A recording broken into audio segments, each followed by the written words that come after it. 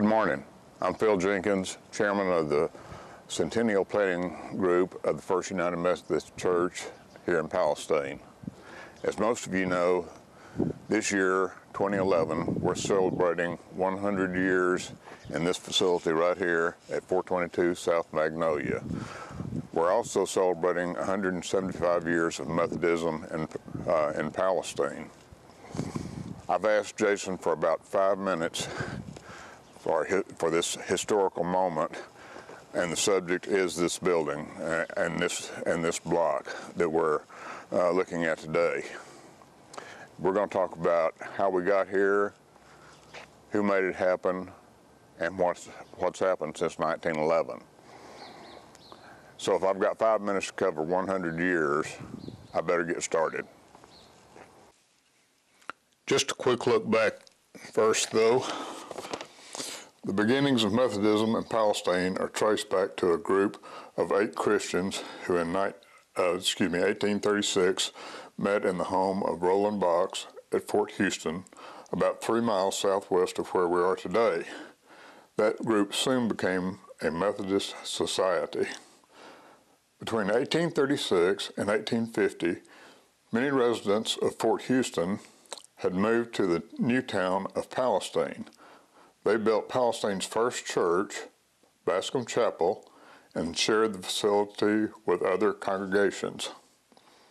In 1884, having outgrown Bascom Chapel, they built the Centenary Church near the site now occupied by the Palestine Fire Department on Avenue A, which now brings us to 422 South Magnolia.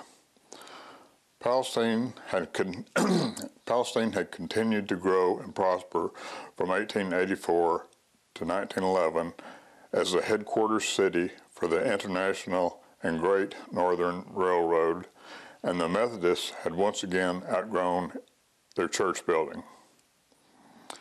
In 1905, the wheels had begun turning for a new location.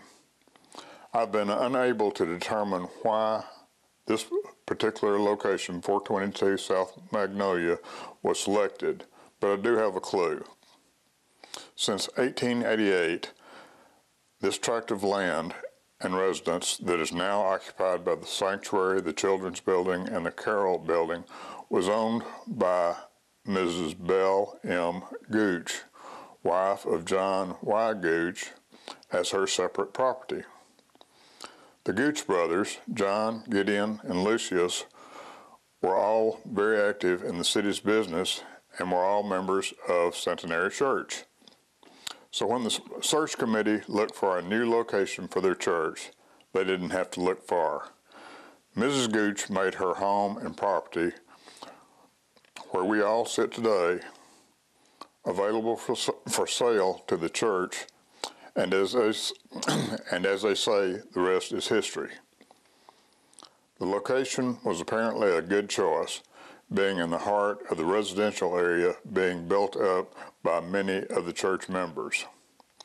The church originally hired as its architect Mr. Harvey Page, but eventually fired him in a dispute over his fees and timeliness. Does any of this sound familiar?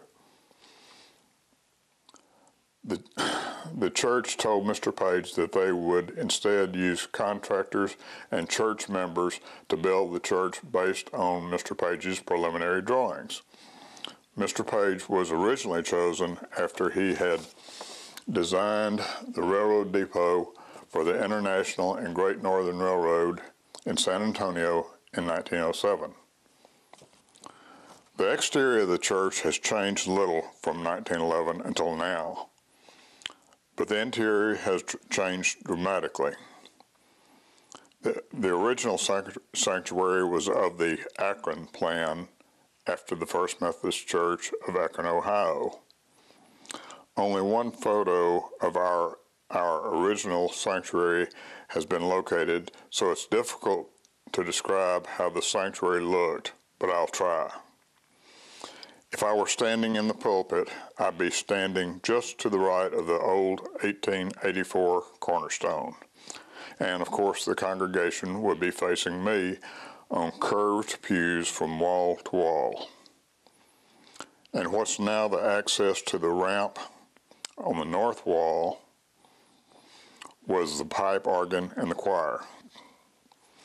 Where today's chancel area is located, the west wall was pretty well solid, with window-like openings on the Sunday school to the Sunday school classes on the other side of the wall. These openings were on the main level and on the upper level. The balcony on the west wall was about the same as it is now, but it extended also entirely across the south wall, blocking a full view of the south stained glass windows, and the entire floor was sloped and the entire floor of the auditorium was sloped from the southwest corner to the northeast chancel area. In the early 1950s, the original children's building was built on the site of the former parsonage. The former parsonage was then moved to the corner of Magnolia and Gooch Street and remodeled with a brick facade and then sold. Shortly thereafter, the first major change to the sanctuary was made. The 1952 renovation moved the chancel area to the west wall, squared up the congregational seating, and leveled out the congregational floor. Importantly, the south part of the balcony was removed, revealing for the first time the full-length beauty of the south stained glass windows. During the period from 1911 until the present, we've also added additional space with the purchase of the youth building in the early 50s, building the Carroll building in 1986, the Fellowship Hall in 1991, and renovating and expanding the Children's Building in 1998. In 2007, the sanctuary was once again remodeled to its present configuration.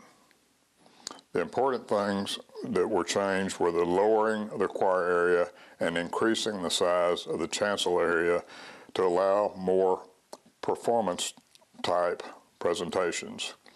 We added the video screens, and very importantly to some, we changed the color of the carpets. We now own the entire block that was originally just the southwest corner. We still have room to grow by further utilizing the northeast area of the block for additional facilities as the need arises. The anchor to this site has been the stained glass windows. All the additions to the church property could have probably been done at another location and maybe for less money, but the irreplaceable beauty of the windows and the cupola have kept us here, and I predict that we'll be here for another 100 years.